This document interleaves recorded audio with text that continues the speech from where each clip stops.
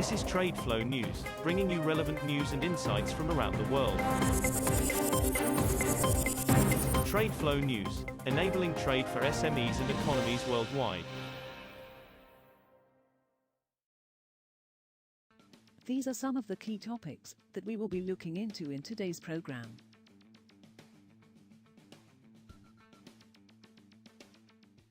First, let's take a look at the overnight headlines which are impacting the commodity markets. The United States, which threatened to impose tariffs on India last year for buying Venezuelan oil, has told Delhi it can resume those purchases soon to help replace imports of Russian oil. Three sources familiar with the matter told Reuters. India pledged to slash Russian crude oil purchases after Washington also hiked tariffs related to that activity, and India is on track to lower its Russian oil imports by several 100,000 barrels per day in the coming months, according to the sources, who declined to be identified. President Donald Trump imposed 25% tariffs on countries buying Venezuelan oil in March 2025, and his administration ramped up a campaign against Venezuelan President Nicolas Maduro, whom U.S. forces captured on January 3. Commodities markets slumped on Monday, led by deep losses in gold, silver, oil and industrial metals, as a sell-off unleashed by President Donald Trump's choice of Kevin Warsh for the next U.S. Fed chair sent precious metals tumbling for a second session. Losses spilled over into equity markets as investors ditched other assets to cover any precious metals losses. Global stocks fell for a third straight day, led by steep declines across Asia and in Europe, where basic resources stocks came under heavy fire. MSCI's All-World Index was down 0.5% on the day, having fallen 1.5% since January 27's record high. Moving on to the top news in the energy sector. Asian refiners' profit from producing gasoline plunged to their lowest in a year, pressured by prompt oversupply from key exporters in the region and swelling inventories at major trading hubs, traders and analysts said. The benchmark across Asia, Singapore margins for 92-octane gasoline against Brent crude, sank to $3.73 per barrel at market close on Friday, the lowest level since January 21, 2025, LSEG data showed. Gasoline margins started slipping from December 12 and are more than 77% below the November 14 peak of $17.71 per barrel.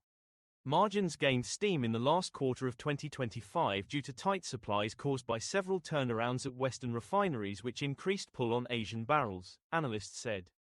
Ukraine's electricity imports jumped by 40% in January 2026 versus December 2025 to a record 894 gigawatt-hours amid constant Russian attacks on the Ukrainian energy system, analyst Expro said on Monday.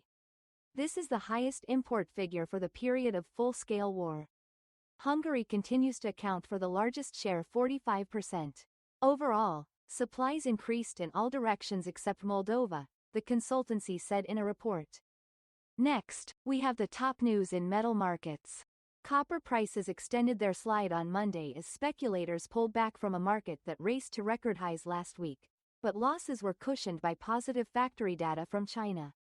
Benchmark 3-month copper on the London Metal Exchange tumbled as much as 5.6% during Asian trading, eventually paring the losses to $12,930 a metric ton by 10:25 GMT, a fall of 1.7%. I'm still fundamentally constructive on copper, but what we saw last week was too much, too fast. Once we get this healthy shake out of some of these speculative flows, the market should settle, said Nitesh Shah, commodity strategist at WisdomTree. Gold and silver prices dropped on Monday as increased CME margin requirements added to the selling pressure following last week's sell-off sparked by Kevin Warsh's nomination as the incoming Federal Reserve Chair.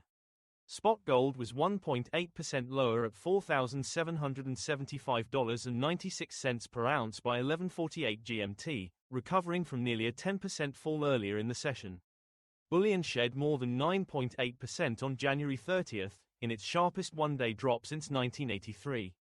Gold has lost about $900 since hitting an all-time high of $5,594.82 on January 29, erasing most of this year's gains. We will now look at the top news in the agricultural sector.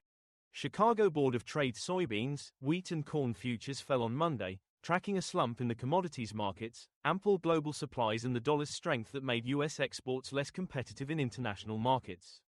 Chicago Board of Trade most active soybeans fell 0.5% to $10.58 minus 1/2 a bushel at 11:15 GMT.